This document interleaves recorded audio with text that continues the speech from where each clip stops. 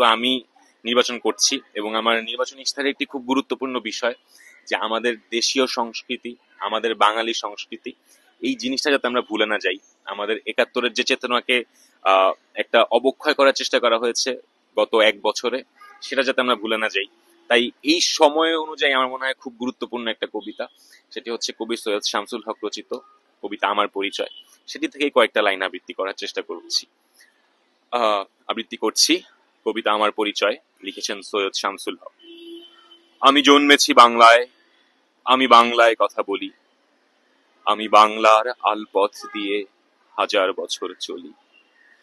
চলি পলি মাটি কোমলে আমার চলার চিহ্ন ফেলে, ১৩০০ নদী শুধায় আমাকে, কোথা থেকে তুমি এলে?